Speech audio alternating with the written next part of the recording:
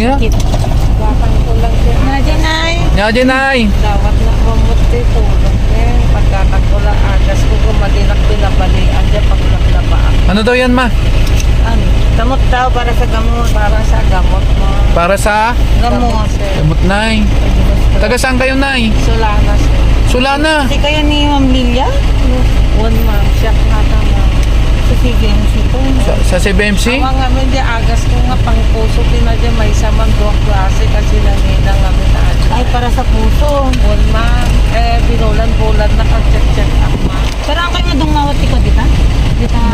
Gumawa na. Hindi na-confine na. Di March 11 ma'am, kanda di anak ko di 1,000 di munisipyo di Solana. Pero ang layo na naman, Nay. Nandito kayo sa Tugigaraw. Pumunta ako magbali sa paglabahan ko siya. Tapos hindi ako pinabalian ma'am. Nakaupo ako din sa bakto ma'am. Nagiging ako. Ay, ganon? Ay, ganun. Tapos mamaya na naman mapupunta na naman ako din sa restaurant. Pag nakahingi na ako ma'am, bibili ako sa parmasya ng Gamot mo. Asan yung gamot nyo? Antibibang. Anong nang gagawin mo dyan? Antibibang. Wala kasi sa CBMC yung ibang gamot ko ma'am.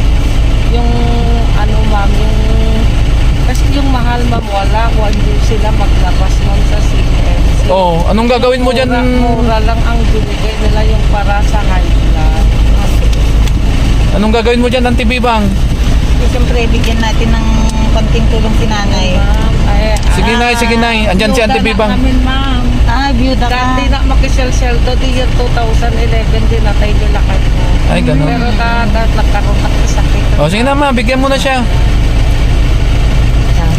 Kahit ka nay Pambili mo ng gamot. Thank you ma'am.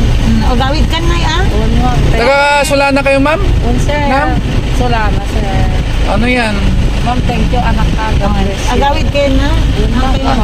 Nay, antayin mo ako. Bibigyan pa kita. May bibigay ako sa'yo. Thank you ma'am.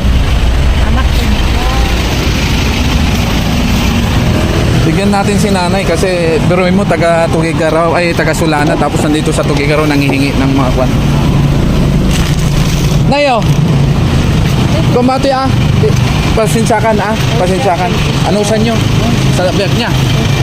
May antibebang gusto ko atang. Sige.